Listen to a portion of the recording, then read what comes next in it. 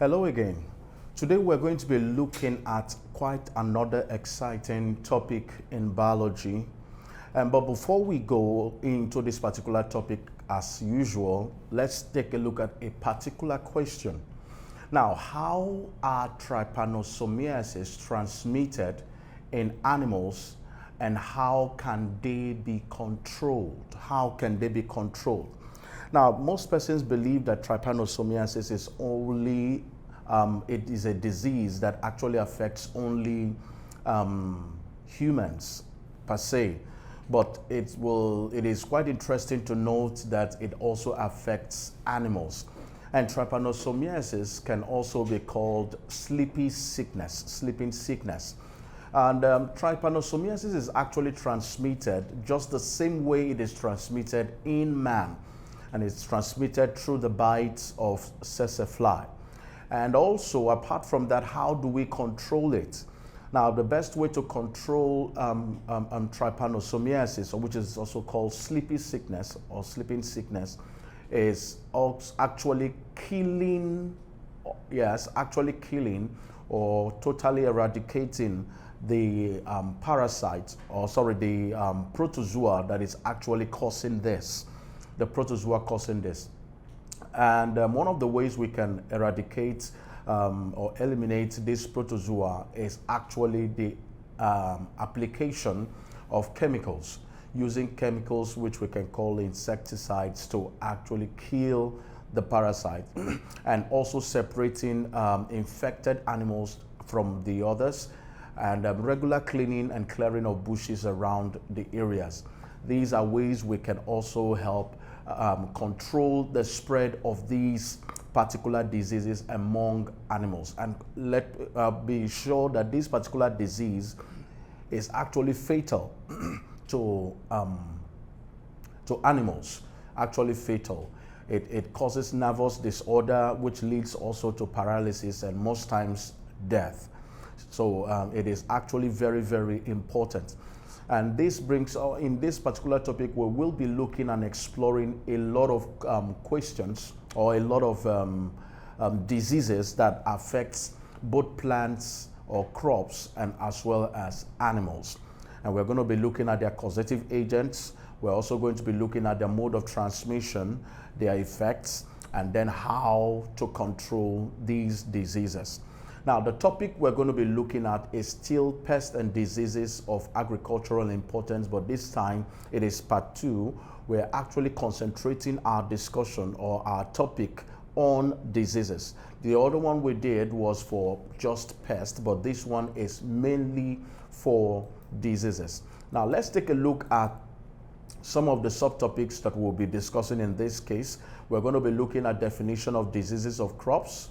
We're also going to be talking about causes of crop diseases. We're also going to be looking at the effects of diseases on crop production. We're also going to be talking about diseases on animals. Remember, when we're talking about agriculture, it includes both crops as well as animals or rearing of animals. So we're going to be looking at the effect of these diseases on animals as well. And then we're going to see ways of controlling both crop plant diseases as well as animal diseases. All right. Now, the specific objective for today or for this particular topic is, one, you should be able to define diseases of crops. And you should also be able to mention some of the causes of crop diseases, and also mention some of the causes of animal diseases, and then also mention the effects of diseases of crops, and also some of the effects of diseases of animals. And then also you should be able, at the end of this class, explain the ways of controlling these diseases in both plants and animals, okay? Now, if you are set, let's begin this exciting topic. First of all, we're going to be looking at the meaning of diseases of crops. What is actually diseases?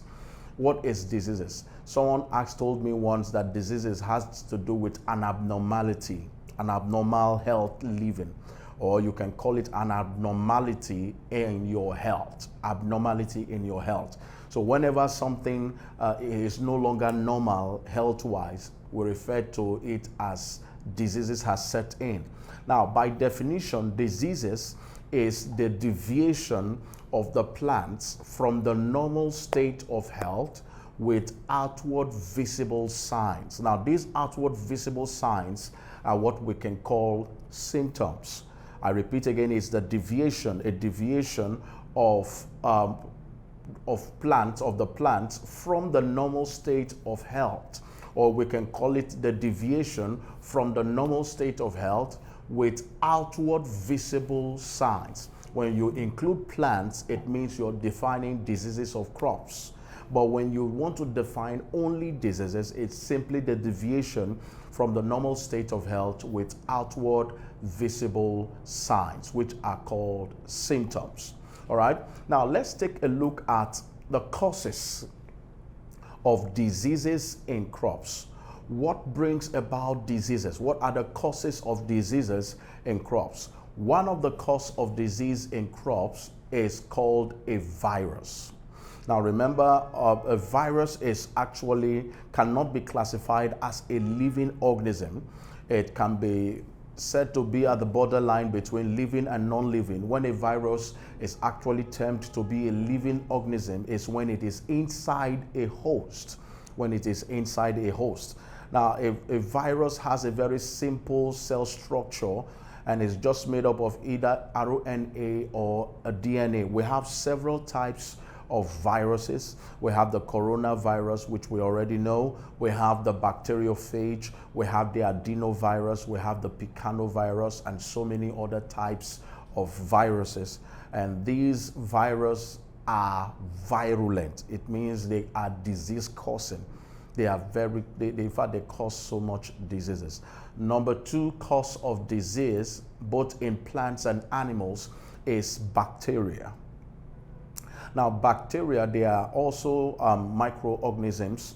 They are microscopic, but they're a bit bigger than the bacteria, but than the virus. Viruses are actually smaller than bacteria, and we have several types of bacteria, but for our level now, we can classify bacteria into two main categories. One, it is based on oxygen requirements, and the other one is based on the shape. Now, based on oxygen requirements, we have about three, which is the aerobic, the anaerobic, and then the facultative.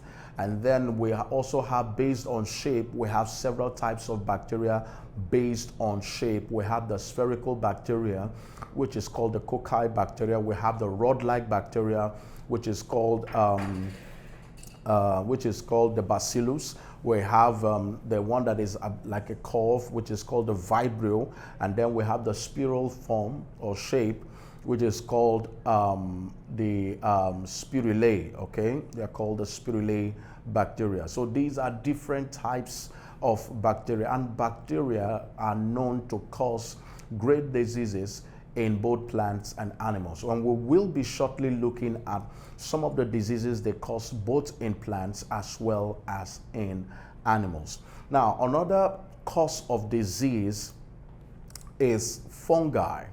Now, fungi, they are usually non-green plants. Most of them are some of them are microscopic, while some are macroscopic. That means they can be seen without the use of a microscope. An example is, what do we call it? The mushroom. Mushroom is an example of a macroscopic fungi that you can see with your eyes. And then we also have the microscopic fungi. Just an example is the yeast. That yeast actually is beneficial, but we are actually looking at the disease-causing fungi. So there are some disease-causing fungi, and then we are also going to be looking at most of them as we continue in this particular topic. Now, another cause of disease in in plants or in crops as well as in animals is the nematodes. Remember, I told you that nematodes are actually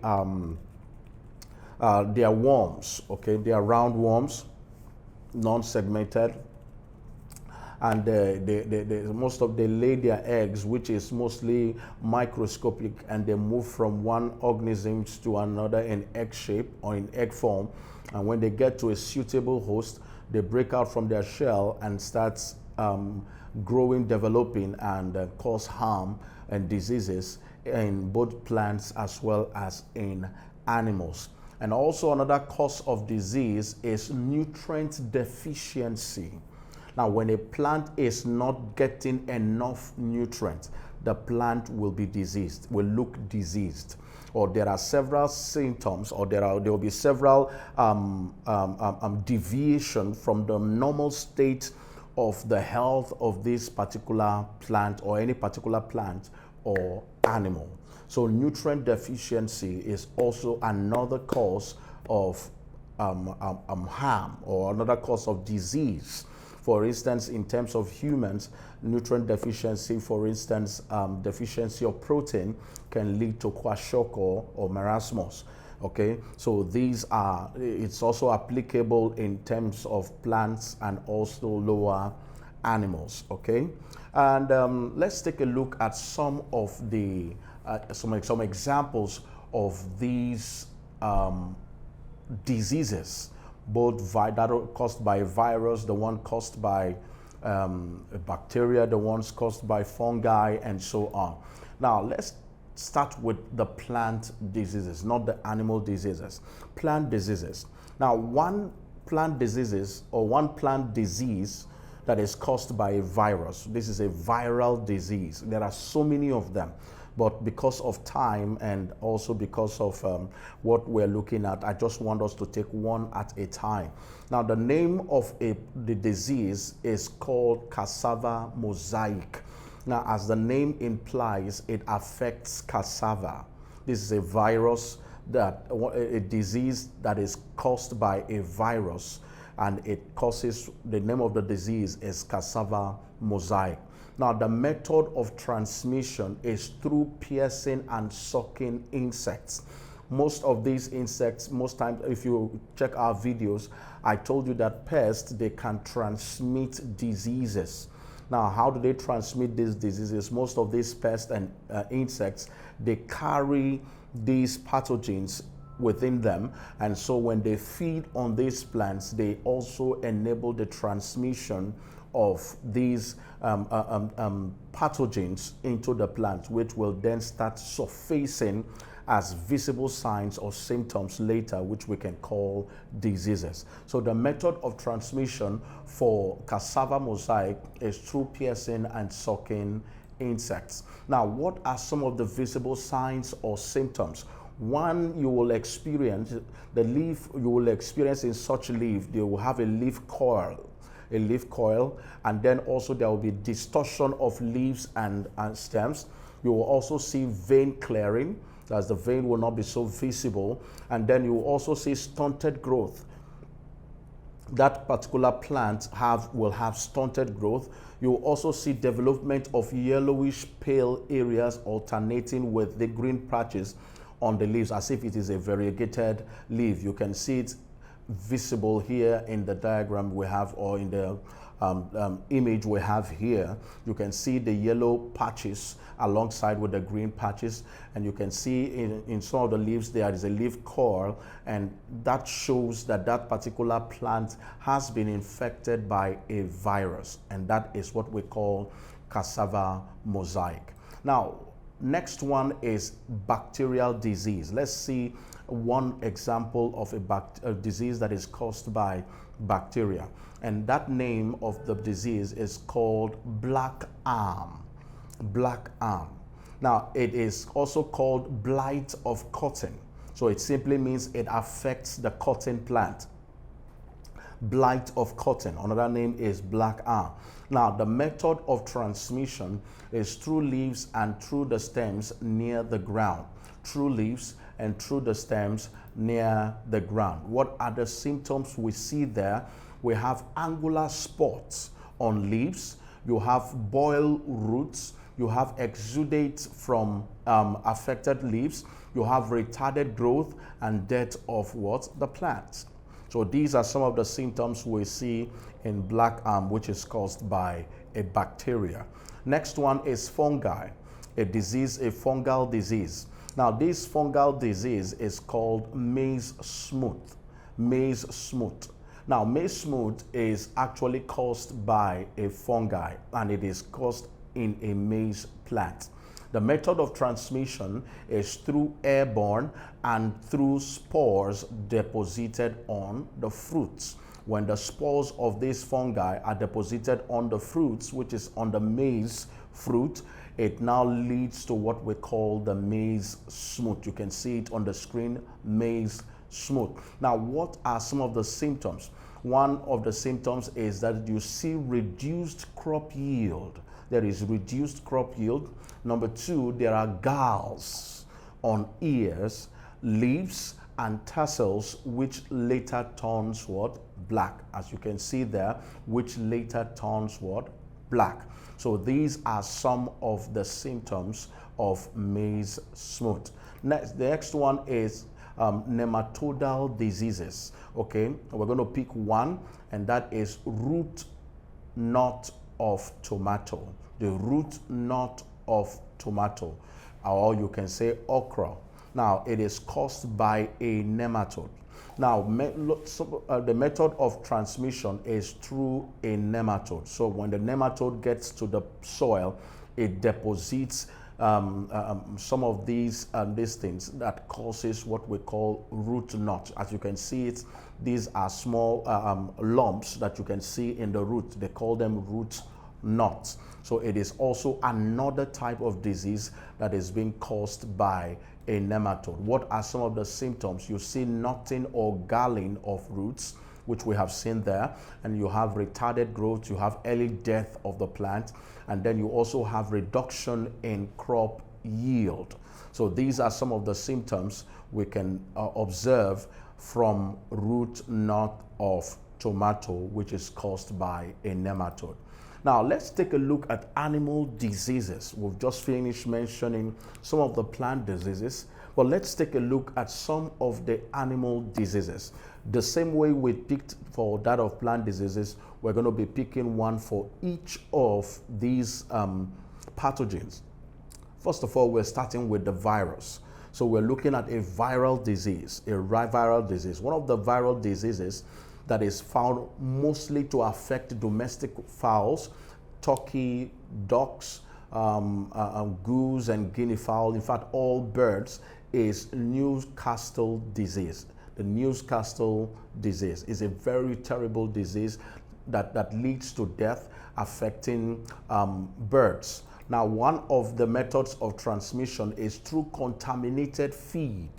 When the birds have been fed with contaminated feed, mostly poultry, and then water, contaminated water breeds and then litters, it brings about the transmission of this virus. Now, what are some of the symptoms that are being observed? One of the symptoms is that you notice some sneezing, coughing, and nasal discharge in these birds. As you can see in this thing we have there on the screen, you can see a nasal discharge here from this bird. It shows that the bird is showing, actually that particular bird is showing symptoms of Newcastle disease. Now, another one again, you see, apart from the respiratory symptoms, you see nervous symptoms. Nervous symptoms include, you see that the bird paralysis will set in, muscular tremor, you will see some assaulting, and so on. We also have another symptom that can be observed, which is digestive symptom, where the bird lacks appetite. The birds will no longer want to eat or feed. And then you also have diarrhea. The birds are noticed to be passing out watery stool. Now, how do we control this Newcastle disease? One of the ways is vaccination, regular vaccination. Regular vaccination. When you get your birds in your poultry, ensure that they are regularly vaccinated. And another way also of controlling this is proper sanitation. ensure that that particular place or the poultry farm where you have your birds is properly cleaned and regularly cleaned. Regular sanitation and proper sanitation. Also, you can as well disinfect the poultry building using chemicals to disinfect the poultry buildings. And then please also take note, which is very important, it can be transmitted from one bird to another, but can be transmitted from one bird to another. However, if you notice that any of the birds in the poultry is infected, please burn and bury the infected bird. You either burn it and then bury that infected bird. Don't allow that bird to be associated with the others. Otherwise, it will lead to a spread, a very big spread. Okay, so these are ways we can control Newcastle disease. Now let's pick another particular disease that is caused by bacteria. This is a bacterial disease, and that bacterial disease is called anthrax. Anthrax. Now, anthrax is caused by a bacteria, and the bacteria is called Bacillus anthraxis. Bacillus anthraxis. Now, these Bacillus anthraxis actually affects cattle, sheep, goats, as well as pigs. Now, what is the method of transmission? The mode of transmission or method of transmission is through contaminated feed, contaminated water, and also contaminated equipment, and also through infected animals. Now, what are some of the symptoms that are observed here? We have high fever. The birds or the cattle, you notice high fever in them. You notice depression. Also, you notice blood oozing out of their nostrils, from their mouth, and also from their anus. When you also see that they have lack of appetite, loss of weight, and eventually it can lead to sudden death. Okay, that's anthrax. Now, how do we control anthrax in farm animals? One is regular vaccination and proper sanitation. Regular vaccination and proper sanitation. Another way is isolation of infected animals. So when you see an animal that is infected, you quarantine it or isolate it from the other ones that are healthy. So these are ways we can control anthrax. Another disease we're going to be looking at is the fungal disease. Fungal disease. Now, the name of this fungal disease is called ringworm. Ringworm. Now, you've heard ringworm infecting or affecting humans, mostly children, and some adults you see ringworm, but it also affects farm animals. Okay, now the farm animals that are susceptible to ringworm infection includes the pig. It will have sheep, goats, cattle, and even rabbits. They are susceptible to being infected with this fungal disease called ringworm. Now, what are the methods of transmission? The methods of transmission of ringworm is through infected animals, of course. It's through infected animals, just the same way it happens in terms of man. It is through infected animals, and it also comes through contact with infected brushes and feeders and drinkers. Now, symptoms. What are the symptoms? Lesions. Now, you see some lesions, just the same way you see lesions in humans. You see lesions on the skin of those farm animals. And those lesions, if you also in humans, it is irritating. It causes them to itch. Okay, so it causes irritation of the skin and also loss of weight, of appetite, and weight. How is it controlled? Now, one of the ways of controlling it is disinfection of all pens. Disinfect all pens and equipment. Infected parts of animals should also be treated with mixture of sulfur and Vaseline. All scabby areas can be scraped off the same way they do on humans. So you scrape off those scraps off, and you apply iodine to it. Okay, so you scrape it off and then apply iodine to it. Actually very painful to those animals, but that's one of the ways you can control or prevent or heal an animal that is actually infected by ringworm. So we're also looking at another disease that is caused by another microorganism, which is called protozoa. Now, protozoa, it belongs to the kingdom Protista. Okay, they include I usually call them animal-like protists. They include examples like Amoeba, Plasmodium, we have Paramecium, we have Euglena, we have Trypanosome, as we have there. And the name of the disease we're looking at today is called Trypanosomiasis. Another name for it is called sleeping sickness. Another name for it is called Nagana. And it is transmitted by a protozoa, which is called Trypanosome species. Now, it affects cattle, sheep, and then goats. Okay, affects cattle, sheep, and goats. Now, the method of transmission is through the bite of a tsetse fly. Now, what are some of the symptoms that is being observed? One, you observe a rise in temperature, in body temperature. You see dullness in the appearance of these cattle or these farm animals. You will see anemia. There's signs of anemia. You'll notice that the animal always sleeps. Okay, the sleepiness, which sometimes causes nervous disorder, which can also lead to paralysis as well as death. How is it controlled? One of the ways of controlling such kind of disease, which is a sleeping sickness, is clearing bushes around farm areas and then use of insecticides to kill the tsetse fly. Also, treatment of infected animals with what? Drugs. You treat most infected animals with drugs. Actually isolate and then also treat them. Okay? Now, generally, let's take a look at some of the effects. Some effects of diseases on crops. Generally, effects of diseases on crops. Number one, it reduces the yield or productivity of crops.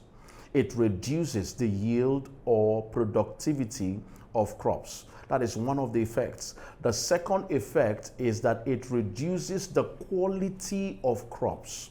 So crops, the quality of the crop, normally the crop is supposed to be huge, big, or looking good. But in this case, when a crop or a plant is diseased, the quality of that particular crop is reduced.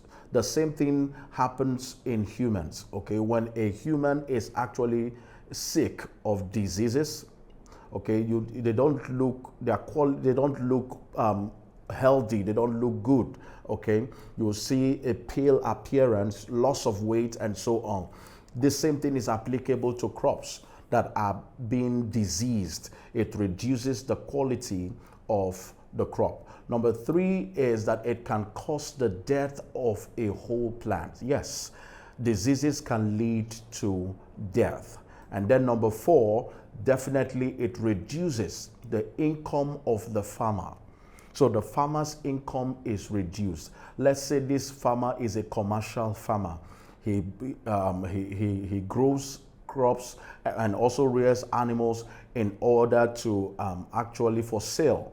And let's say the whole plant or the crops are being infected by these pathogens, and all of a sudden the yield of the farm or of the crop is very low, and then most of the crops are dead, and then the quality of the crop is also reduced.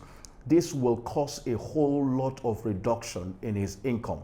For instance, if he wants to make close to, let's say, 100,000 naira from his agricultural product or farm products, you will find out that he is making a total of probably 50,000 or let's say 40,000 or 20,000 naira, and which is actually affecting his income, what he gets from what he's putting in. And also, it increases his cost of production, because he will spend more money in treating these farm animals, spend more money in eradicating these diseases on his crops, which can be caused by pests, okay, which can be caused and transmitted by pests, all All right. So he spends more money trying to take care of his plants or crops and also trying to take care of his animals in the farm. The next effect is it renders crops unattractive and unmarketable. Not only crops does it render unattractive and unmarketable, even animals. Imagine you going to the slaughterhouse or probably to get a goat from the farm, and you want to buy it from a farmer, and you saw that the goat, or yes, the sheep or the goat has ringworms all over the body. Of course, it is not attractive, and of course, you won't want to buy. So it renders both crops and animals unattractive and unmarketable. And then also, these are some of the effects of diseases on crops as well as animals. Now, let's take a look at how to control diseases of crops. How to control diseases of crops. We've already looked at how to control diseases of animals. We've talked about them. We've looked at that of anthrax. We've talked about the Newcastle disease. We've talked about ringworm. We've talked about sleeping sickness, which is trypanosomiasis. We've seen how we can control them. But now I want us to concentrate on how to control crop diseases. Now, one of the ways to control crop diseases is cultural control. Cultural control. And cultural control, like I said before, it applies to that of pest, it involves the use of good farming practices, such as crop rotation, planting resistant varieties. There are some plants, there are some crops that have resistance to some of these pathogens and all some of these diseases. Also, regular weeding helps to control diseases of crops, timely planting and harvesting of crops, burning of infected crops, and so on. These are cultural ways we can control the spread of diseases in crops or of crops. And then also chemical control. Now, chemical control has to do with the use of chemicals. The use of chemicals. Now, there are some chemicals that are potent in destroying viruses, in destroying bacteria, in destroying fungi, in destroying even protozoa, and so on. We have examples like the fungicides, we have the nematicides, we have the insecticides, we have so many others that can be used to prevent plant diseases. And then finally, we have biological control. Biological control. Now, under biological control, it involves the use of natural enemies of these diseases, so as to reduce or completely eliminate these pathogens that cause these diseases, using natural enemies. Now, these natural enemies are also microorganisms. Some of them compete with these microorganisms for space and also for other things, but they don't harm the crops directly, okay? They don't harm the crops. So they compete with other microorganisms and then eliminates them. In so doing, they tend to reduce or eliminate the possibility of these crops or animals from contracting several diseases. So please take note that these are three important ways we can control diseases. Cultural methods, we have the chemical method, and then we have the biological method. Now, before we go, I would like us to look at some questions to evaluate if actually we have understood few of the things we have discussed today. Now, one of them states this as this: in which of the following plants is swollen shoot diseases common? Swollen shoot diseases common. Is it in rubber? Is it in groundnuts? Is it in cocoa? And then is it in maize? Now, the one where you see it more is in C, in cocoa. Swollen shoot diseases. Okay.